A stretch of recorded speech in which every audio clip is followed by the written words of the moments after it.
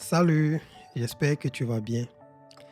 Voilà, comme nous avons l'habitude de répondre aux questions, aujourd'hui nous répondrons à la question de savoir si l'enfer existe.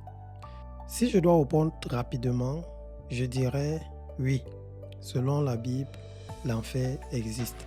Même si dans la Bible, Dieu désigne l'enfer parfois par d'autres termes comme la seconde mort, selon Apocalypse 21, verset 8, ou la géhenne, selon différentes versions de la Bible. Dans ce podcast, nous allons nous concentrer sur ce qu'est l'enfer selon la Bible, car beaucoup de personnes utilisent ce mot, mais en lui donnant des significations différentes. Par exemple, les témoins de Jéhovah rejettent l'idée d'un enfer de feu, qui serait un lieu de souffrance éternelle après la mort. Pour eux, la Bible enseigne que les morts sont inconscients et que l'âme humaine n'est pas immortelle. Et d'autres pensent que l'enfer, c'est ici-bas, c'est sur cette terre. Certains croient même à la réincarnation. Pour d'autres, l'enfer, c'est le karma. Tu récoltes ce que tu sèmes sur cette terre avant de mourir. Mais que nous enseigne la Bible à ce sujet? Premièrement, Satan n'est pas le chef de l'enfer. Lui-même sera jeté dans les temps de feu où il sera tourmenté jour et nuit avec ses anges. Apocalypse 20, verset 10. Deuxièmement, selon la Bible, l'enfer est un lieu de châtiment éternel, un lieu de flamme de feu et de conscience, c'est-à-dire ceux qui seront en enfer seront conscients du lieu où ils se trouvent.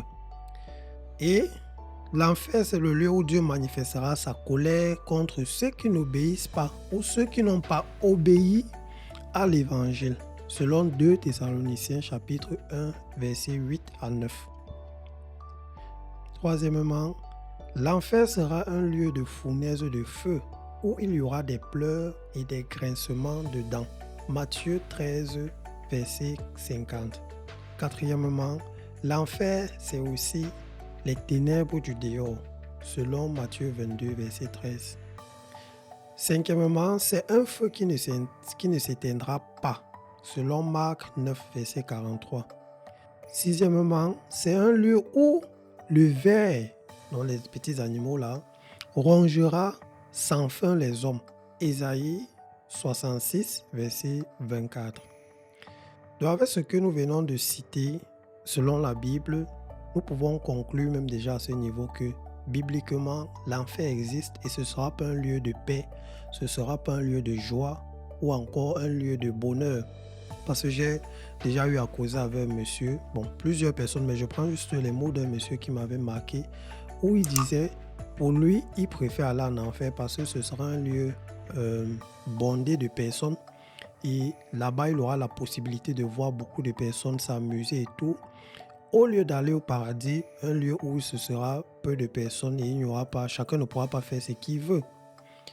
Malheureusement, l'enfer n'est pas comme ça. C'est une mauvaise façon de penser de l'enfer. Avec les définitions que nous avons vues selon la Bible, c'est un lieu où il y aura des pleurs, des grincements des dents, les vers qui vont ronger les gens, un feu éternel qui ne s'éteindra pas, et ainsi de suite. Donc, pour continuer, dans l'Apocalypse, chapitre 14, versets 10 à 11, l'enfer est décrit comme le fait de boire du vin de la fureur de Dieu, de la coupe de sa colère et d'être tourmenté dans le feu et le soufre devant les saints anges et devant l'agneau. Mais il faut noter que le feu, les ténèbres, les vers, s'ils sont des images ou des symboles, c'est possible. Mais cela n'enlève en rien l'horreur de l'enfer. Bien au contraire. La réalité sera toujours plus terrible que le symbole ou l'image utilisée pour la décrire. Voici ce que James Parker dit dans l'un de ses ouvrages. L'enseignement du Nouveau Testament au sujet de l'enfer a pour but de nous effrayer et de nous frapper d'horreur, nous assurant que, tout comme le ciel sera meilleur que ce que nous pourrions rêver, l'enfer sera pire que tout ce que nous pourrions concevoir. Nous conclurons, l'enfer est un lieu qui existe et où tous ceux qui ne croiront pas en Jésus-Christ iront. Tous ceux qui ne choisiront pas de suivre Christ choisiront automatiquement d'aller en enfer. C'est-à-dire, ce n'est pas Dieu qui choisir qui va en enfer, mais c'est l'homme lui-même qui décide. C'est à toi de décider si tu iras en enfer ou pas.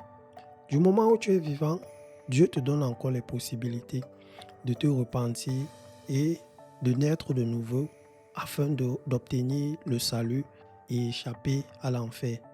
Dans Deutéronome 30, verset 19, Dieu dit, voici je mets devant toi le bien et le mal, la vie et la mort, mais je te conseille de choisir la vie. Dieu conseille, mais il n'oblige pas. C'est à toi de faire le choix, c'est à toi de prendre ta décision. Où est-ce que tu passeras ton éternité? Pose-toi les bonnes questions et n'oublie pas, nous ne sommes que de passage sur cette terre. Que Dieu te bénisse et si vous avez d'autres questions auxquelles vous aimeriez qu'on réponde rapidement comme ça, n'hésitez pas à nous contacter.